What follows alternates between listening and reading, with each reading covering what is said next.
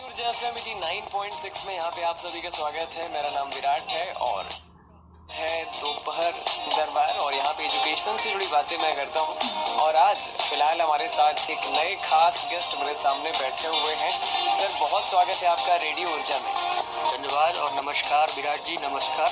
और मेरे रेडियो ऊर्जा 89.6 FM सुनने वालों, मैं डॉक्टर प्रतीक कुमार श्रीवास्तव यही का रहने वाला हूँ।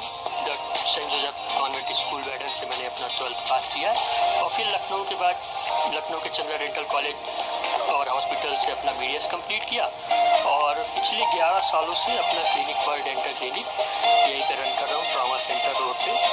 और आज अपने कोर्स के बारे में कुछ जानकारियाँ आप लोगों के साथ शेयर करने आया हूँ। बिल्कुल, तो मतलब आप सिंगरौली से? हाँ बिल्कुल बिल्कुल जी बिल्कुल। तो यहाँ पे हम आज डॉक्टर प्रतीक जी से बहुत सारी बातें यहाँ पे करने वाले हैं BDS कोर्स के बारे में और बहुत सारी जानकारी आपको दूंगा आपके अपने रेडियो ऊर्जा FM 89.6 पर। रेडियो ऊर्जा FM 89.6 पर मेरा नाम विराट है और यहाँ पे शो का नाम है दोपहर का। और आज हमारे शहर डॉक्टर प्रतीक श्रीवास्तव जी हैं। सर बहुत स्वागत है आपका। थैंक यू, धन्यवाद। जी मैं सर आपसे ये जानना चाहूँगा कि आज हम किस कोर्स के बारे में यहाँ पे बात करने वाले हैं। यहाँ पे हम आज BDS जो मैंने किया है, बैचलर ऑफ डेंटल सर्जरी, उसी के बारे में हम जानकारी आपको देंगे। तो सर कैसे क्या इसका एक एजुकेशन होता है, कौन से कॉलेज या फिर इंस्टीट्यूट, कैसे क्या कुछ करना होता है सर, इसके बारे में बताइए। देखिए ये BDS जो होता है वो second most important professional course है आफ्टर MBBS। ये ऑलमोस्ट इक्वल है MBBS के। इसके लिए हम लोग को नीट का एग्ज़ाम देना होता है और वो 10+2 में फिजिक्स केमिस्ट्री बायोलॉजी लेना पड़ता है अपने को। उसके बाद नीट क्वालिफाई करने के बाद काउंसलिंग होती है जिसमें आपकी रैंक के हिसाब से गवर्नमेंट और प्राइवेट डेंटल कॉलेजेस मिलते हैं, जो कि ऑल ओवर इंडिया हर स्टेट में कुछ ना कुछ है, तो वो आपके ऊपर है। तो कहीं ना कहीं ये जो MBBS और BDS का जो एग्जाम होता है काफी भीड़ भाड़ इसमें होती है, बड़ा कंपटीशन होता है, तो उसके लिए बच्चों को क्या कुछ करना चाहिए? देखिए बच्चों को तो अपनी तैयारी 10th के बाद ही शुरू कर देनी चाहिए, है ना।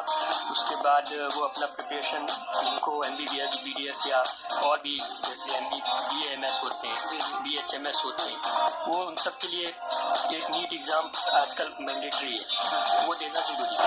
उसके बाद ही ये होगा। इसके पहले भी कुछ लोग जैसे कोटा या कहीं भी कोचिंग क्लासेस करते हैं इसके लिए, कुछ लोग डायरेक्ट करते हैं, तो सारे ऑप्शन अवेलेबल हैं। तो कहीं ना कहीं ये ज़रूरी है कि अगर आप कोई बड़ी तैयारी करना चाहते हैं तो 10वीं के बाद ही आपको ध्यान देना। बिल्कुल बिल्कुल। तो यहाँ पे और भी हम बहुत सारी बातें अभी करने वाले हैं डॉक्टर प्रतीक जी के साथ, लेकिन अभी वक्त है एक छोटे से ब्रेक का।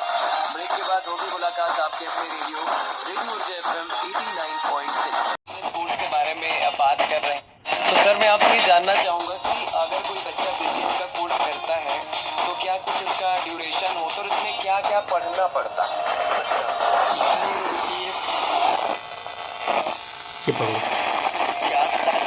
हम लोग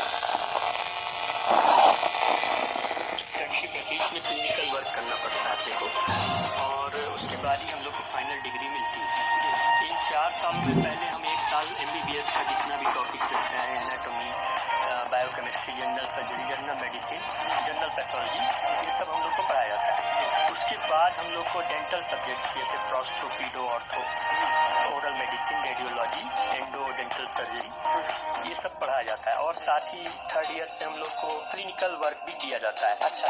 और हम लोग को जब हम लोग का फाइनल एग्जाम होता है तो हम लोग को एक मतलब रियल पेशेंट्स पे वर्क करना पड़ता है, जिसमें हम लोग को तभी हम लोग को पास आउट होते हैं। तो थोड़ा सा कठिन कोर्स तो है ही है कहीं ना कहीं। मतलब कहीं ना कहीं रियल लोगों के साथ काम करना होता है ताकि हमारा एक्सपीरियंस बढ़ता जाए। बिल्कुल। तो यहाँ पे हम और भी बहुत सारी बातें अभी सर के साथ करने वाले हैं और कुछ ही गानों के बाद मैं आपको बताऊंगा कि अगर हम BDS का कोर्स करते हैं तो हमें फ्यूचर में क्या क्या बेनिफिट्स मिल सकते हैं। तो करेंगे और भी बहुत सारी बातें आपके अपने रेडियो ऊर्जा FM 89.6 पर। सुबह हो या शाम सुनते रहिए रेडियो ऊर्जा, करते हुए घर का कोई भी काम। रेडियो ऊर्जा FM 89.6, ऊर्जा धानी आपकी वाणी।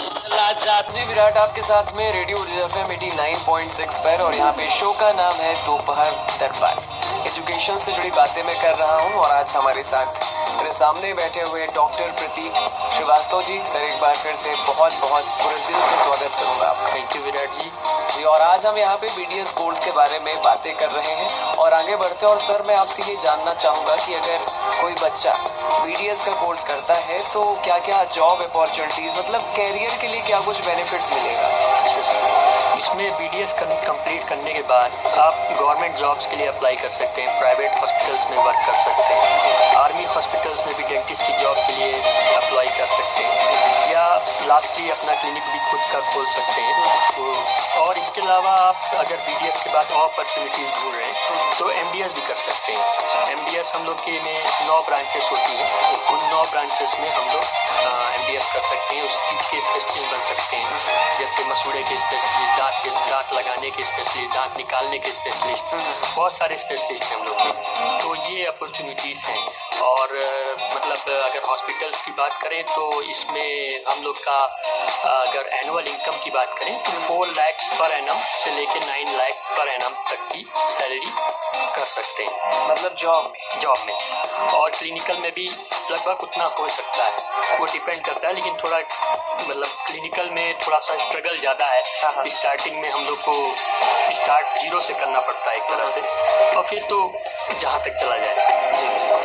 तो यहाँ पे अभी हमने सर से जाना कि अगर हम BDS का ये कोर्स करते हैं तो क्या क्या हमें जॉब अपॉर्चुनिटीज मिल सकती है, कैसे हम खुद के क्लिनिक खोल सकते हैं और कैसे हम गवर्नमेंट या फिर प्राइवेट जॉब कर सकते हैं। तो करेंगे अभी और भी बहुत सारी बातें, लेकिन अभी वक्त है कुछ बैक टू बैक गाने एंजॉय करने का।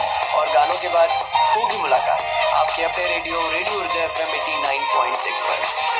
रेडियो ऊर्जा FM 89.6 पर और मैं हूँ आपका दोस्त, मेरा नाम विराट है और यहाँ पे शो का नाम है दोपहर दरबार। एजुकेशन से जुड़ी बातें मैं कर रहा हूँ और आज हमारे साथ डॉक्टर प्रतीक श्रीवास्तव जी हैं और आज हम बातें कर रहे हैं BDS कोर्स के बारे में।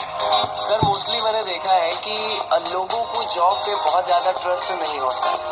माना कि BDS कोर्स करने के बाद आप प्राइवेट या फिर गवर्नमेंट सेक्टर में जा सकते हैं, लेकिन कुछ लोगों को ऐसा लगता है कि हम खुद का कुछ करें या हम खुद का एक क्लिनिक स्टार्ट करें तो इसके लिए क्या कुछ इक्विपमेंट्स लगते हैं और कितना इन्वेस्टमेंट करीबन होता है?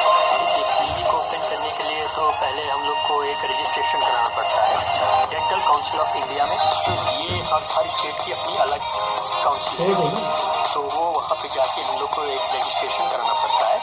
फिर इसके बाद हम लोग को देखिए हम लोग को मेनली बेसिक चीज़ें तो लेनी पड़ती है, जैसे कि एक सबसे इम्पोर्टेंट हम लोग का डेंटल चेयर हो गया, एक्सरे हो गया, दांत निकालने के लिए फोर्सेप्स हो गए, ठीक है, और एरोटर हो गया, लाइट क्योर हो गया, ऐसी बहुत सारी चीज़ें हैं, वो सब हम लोग को लेना पड़ता है। प्लस कुछ मतलब एक्स्ट्रा मतलब कि इंस्ट्रूमेंट मटेरियल जो मतलब फिल करना है किसी का दांत, तो वो सब चाहिए। तो कुल मिला के आप मान लीजिए 5 से 8 लाख का इन्वेस्टमेंट हम लोग को स्टार्टिंग में करना पड़ता है, तब जाके हम लोग एक फुल सेटअप कर पाते हैं। हाँ सर अगर बात करें सेटअप करने के बाद कैसे क्या हम लोगों से बॉन्ड बना सकते हैं और कैसे हम मतलब ज़्यादा से ज़्यादा कितना पैसे कमा सकते हैं? देखिए पैसे कमाने का तो देखिए आपके हाथ में रहता है, आपकी स्किल, ठीक है, ये स्किल डेवलपमेंट मतलब स्किल के ऊपर बेस्ड पूरा प्रोफेशन है। जितना अच्छा आपकी प्रैक्टिस रहेगी, जितना अच्छा आपका स्किल रहेगा, उतना अच्छा आप पैसा कमा सकते हैं। ये नहीं कह सकते कि इतने लाख या इतने हज़ार कमा सकते हैं, मेन यही रहता है। तो कहीं ना कहीं ऐसा बोल सकते हैं कि पेशेंट कितना आपसे सेटिस्फाई है, बिल्कुल ये ज़्यादा मैटर करता है। बिल्कुल, ये तो 100% मैटर करता है जी, उस हिसाब से फिर आप आगे बढ़ेंगे, ग्रो करेंगे और पैसे कमाएंगे। बिल्कुल जी बिल्कुल। तो यहाँ पे हम और भी बहुत सारी बातें अभी करने वाले हैं, लेकिन वक्त है एक छोटे से ब्रेक का। ब्रेक के बाद होगी मुलाकात आपके अपने रेडियो ऊर्जा FM 89.6 पर।